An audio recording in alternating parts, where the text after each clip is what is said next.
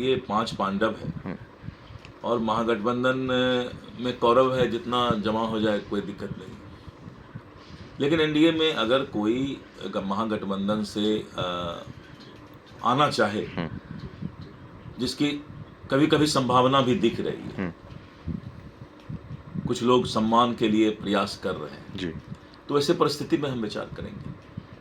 प्रयास लगातार जारी है ऐसे नेताओं का? नहीं, मैंने कहा ना कि एनडीए के पास तो आज के दिन में एनडीए के पास बहुत लोग आने को तैयार हो रहे हैं, क्योंकि एनडीए का जो माहौल है बिहार में, उस माहौल में एक तरफ सिर्फ जाति और ये सब की बात हो रही है और दूसरी तरफ विकास और बढ़ता बिहार की बात हो रही है। तो विकसित बिहार के साथ तो सब जुड़ना चाहते हैं। तो प्रमुख लोग हैं, लेकिन उनका अपना प्रयास है, अपना प्रयास क्या पर कोई बात नहीं है।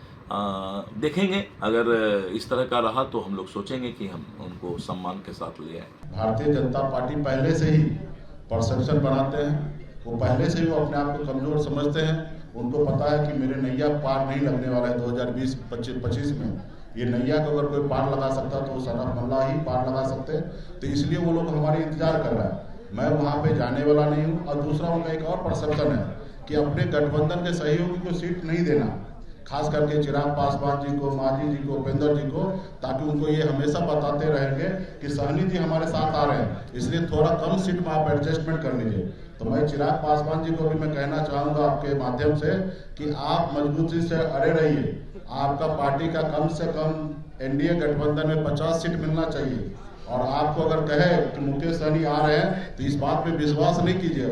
क्लियर है कि वीआईपी पार्टी खास करके एनडीए में तो दूर दूर तक नहीं जाने वाले, महागठबंधन में है और अपनी हम लोग सरकार बनाएंगे। और मांझी जी से भी आग्रह करते हैं, उपेंद्र जी को कह रहे हैं कि मांझी जी अभी 35-40 सीट मांग किए हैं, तो 35-40 सीट तो मैं मानता हूं कि ज़्यादा है, लेकिन कम से कम 20 से 25 सीट उनको मिलना चाहिए। और उसी तरीके से उपेंद्र जी को भी मिलना चाहिए।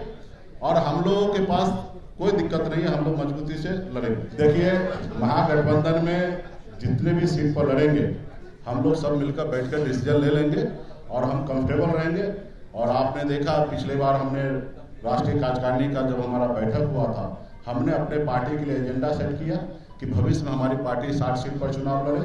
उसी तरीके से भारतीय जनता पार्टी का भी एजेंडा होता है, जो बिहार में आके जेपी नड्डा साहब ने कहा कि देश की जितनी भी क्षेत्रीय पार्टी है उसको हम खत्म करेंगे। तो सब अपने अपने पार्टी के लिए एक रोड मैप बनाते हैं, उसी तरीके से हमने बनाया है। और वो भी उस सीट में 2-4 सीट कम हो या ज़्यादा हो, उससे कोई फर्क नहीं पड़ेगा। हम मजबूती से महागठबंधन लड़ाई लड़ेंगे, गरीब, पिछड़ा, दलित सभी समाज के हर वर्ग के लिए लड़ाई लड़ेंगे। और आपको तो आपने देखा कि मेरी लड़ाई जो है दिल्ली के सरकार से आरक्षण की लड़ाई है, जिसके लिए मैंने सब चीज़ को त्याग दिया। मंत्रिमंडल हमारे छीन लिए गए, हमारे विधायक ले लिया गया, और फिर अभी कुछ जिस मुँह से वो लोग हमको बुला रहे हैं, हमको उन पर तरस आ रहा है कि इतना सब चीज़ करने के बाद भी वो अभी भी मेरे इंतजार कर रहा है। तो ये कहीं ना कहीं उनको दर्शाता है कि राज्य में वो लोग कमजोर हैं। एक तरफ प्रशांत किशोर जी उनको डैमेज करेंगे, बहुत सारे लोग हैं, जाति धर्म के लोग हैं जो अभी उनको पसंद नहीं कर रहे हैं। 20 साल पुराना सरकार है और नीतीश जी के नेतृत्व तो निश्चित तौर पे सब लोग परेशान हो चुका है कि अभी क्या युवा सरकार चाहिए, और युवा सरकार हम ही लोग देने वाले हैं।